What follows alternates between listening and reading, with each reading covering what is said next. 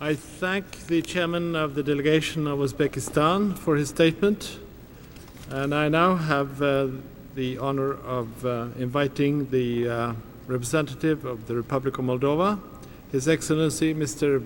Vsevolod Grigore, chairman of delegation.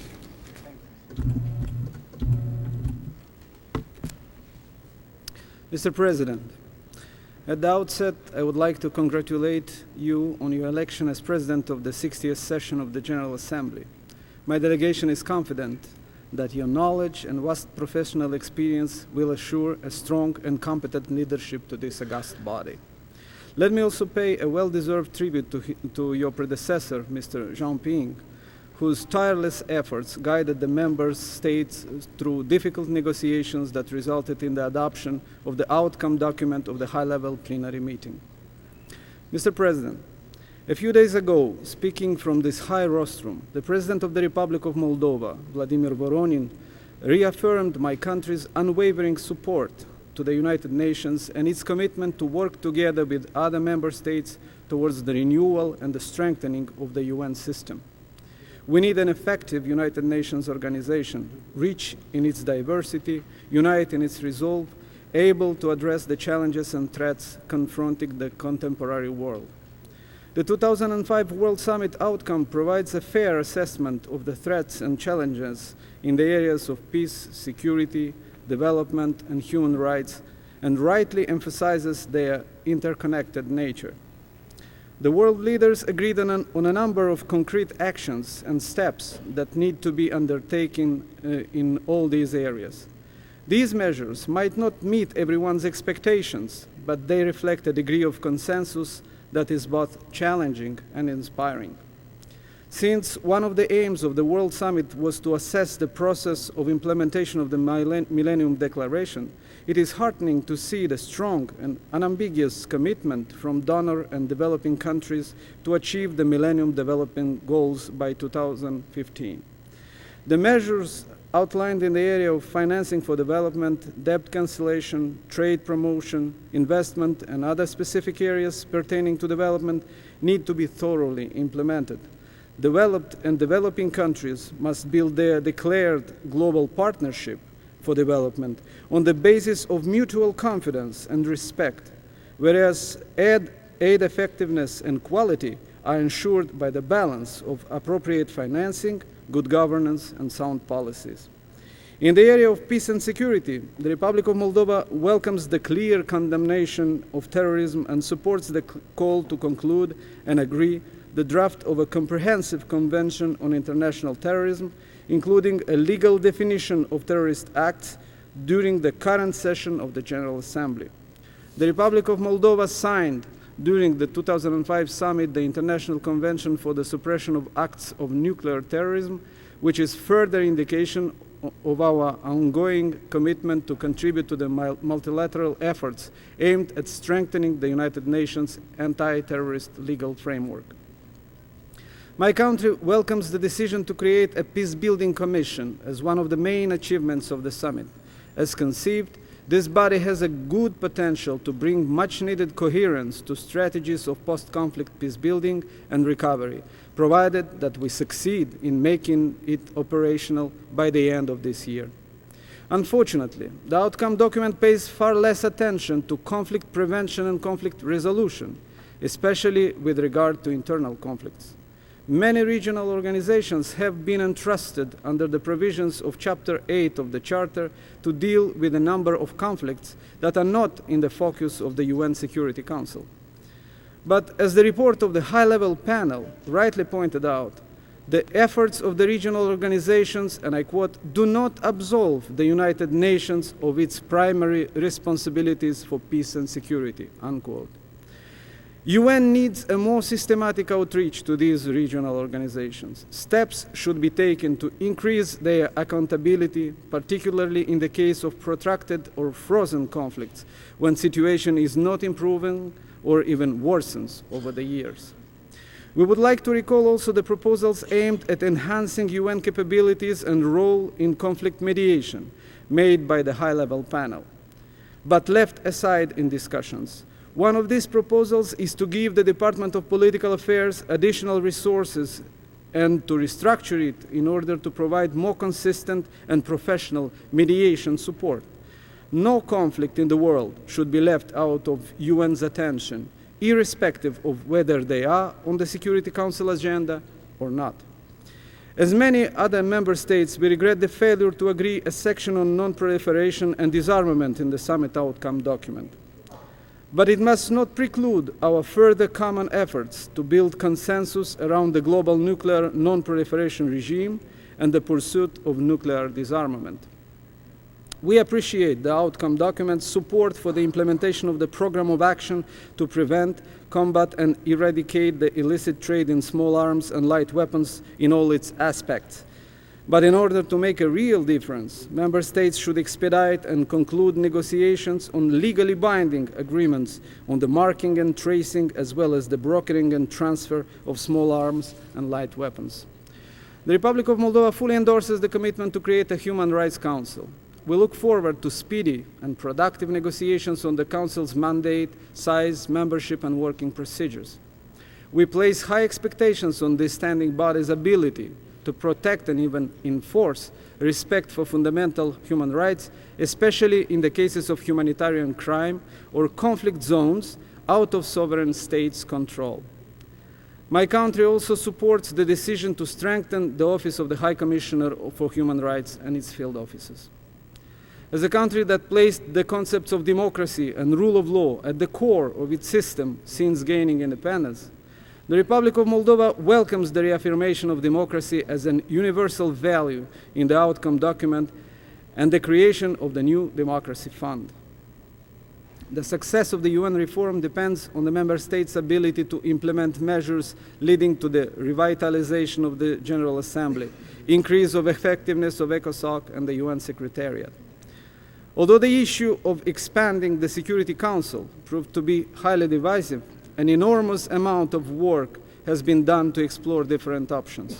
We all agree that the expanded Council should be representative, efficient, and transparent. And based on these principles, we should continue to seek consensus. Mr. President, the triangle of development, peace, and freedom is of direct relevance to the Republic of Moldova. As our young democracy struggles with the difficulties of transition, suffers for more than 13 years from a protracted unsolved conflict, inspired and supported from abroad, and sees the fundamental freedoms of a significant part of its citizens violated by an aggressive separatist regime. As representatives of my country have stressed over the years in front of this august assembly, settlement of the internal conflict in Transnistria region of the Republic of Moldova is our absolute priority. Separatism is not only the main threat to our country's peace and security, it is also the main obstacle to further consolidation of the independence and statehood of the Republic of Moldova, a hindrance to its economic development.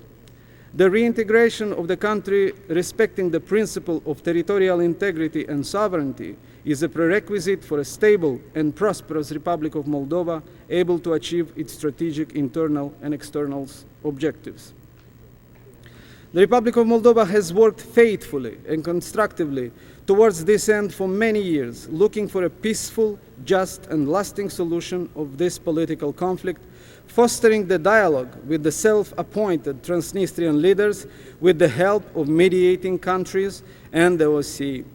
Unfortunately, all the efforts were in vain, proving the inefficiency of the old format.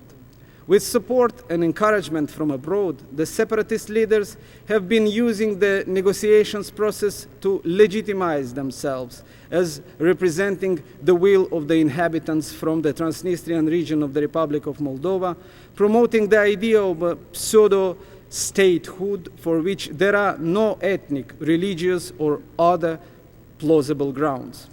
In the meantime, the region became a center of illegal and criminal economic activity, trafficking, arms production and proliferation, a threat for the stability and security of a whole part of the European continent.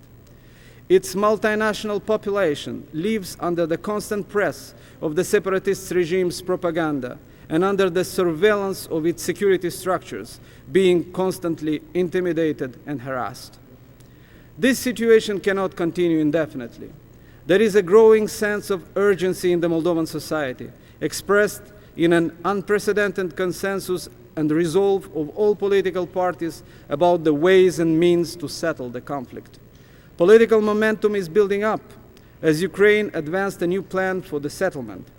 Following this development, the Parliament of the Republic of Moldova passed several documents related to the Ukrainian plan, including the law on fundamental regulations of the special legal status of settlements on the left bank of the river Nistru, Transnistria, of July 22, 2005. The Republic of Moldova has been calling for a number of concrete actions that would create the conditions for a lasting settlement of the conflict. These include: first, the complete, unconditional and transparent withdrawal of foreign troops and munitions from the territory of Moldova in accordance with the relevant OSCE Istanbul Summit decisions. Foreign military presence is used as a factor of external pressure and provides a political shield for the separatist authorities. The establishing of a transparent and efficient control over the Transnistrian segment of the Moldovan-Ukrainian state border. We highly appreciate the decision of the European Union to assist in monitoring this segment, which should contribute to curbing the illegal commercial activities and all trafficking. In this sense, we support the early signing of the Memorandum of Understanding of the European Commission Border Assistance Mission to the Republic of Moldova and Ukraine, and express satisfaction with the readiness of Ukrainian authorities to cooperate in this field. Third, democratization and demilitarization of Transnistrian region of the Republic of Moldova through the development of civil society, political parties and free press, respect for human rights and freedoms, disarmament and dismantlement of illegal military units and militias and the security structures. Only after creating a vibrant and politically open society, a process that should be carried out under a close monitoring from the international community, one could envisage the possibility of free and democratic election in Transnistria that would bring about true and responsible representatives of the population of the region. The Republic of Moldova has been pleading for a new negotiating format by connecting the European Union and the United States. New inputs, ideas, and practical contributions are needed to move the process forward. The same is true about the current peacekeeping mechanism that is far from meeting the recognized standards of non-biased attitude and should be replaced with an international mechanism of military and civil observers under an OSCE mandate. The reintegration of the country would give a new impetus to our efforts to ensure a sustained economic development. The strong economic performance reflected in a stable and sustained economic growth over the last 4 years, the quality of our country's poverty reduction and economic growth strategy paper, and the steady commitment of the government to fully implementing it show that the Republic of Moldova is on the right track towards increasing the well-being of our citizens, improving the socio-economic indicators, including through achievement of the Millennium Development Goals.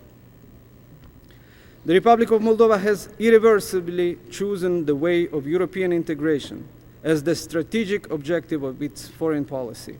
We realize the full extent of changes, reforms, and improvements that we have to achieve internally in order to fulfill the rigorous European standards of economic development, good governance, democracy, political freedom, and human rights.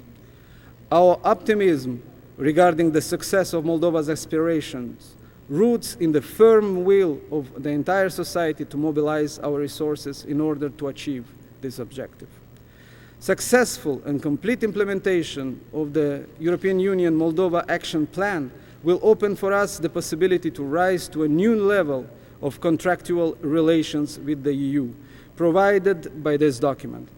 It is also a decisive factor for further realization of internal reforms and general progress of the Republic of Moldova. The recent first evaluation of the implementation of the EU Moldova Action Plan has shown encouraging results and steady progress. The government is committed to the full implementation of this comprehensive document, which will open, we hope, a clear European perspective to our country. Mr. President, my country is ready to work tirelessly to make our organization stronger, more efficient, and able to fulfill the ambitious goals set out by our leaders at the World Summit 2005. Only through collective action, in the spirit of a global partnership, we will be able to ensure for the generations to come a better and more secure world. Thank you, Mr. President. I thank the Chairman of the Delegation of the Republic of Moldova, and I now give the floor to His Excellency Mr. Crispin Gregoire.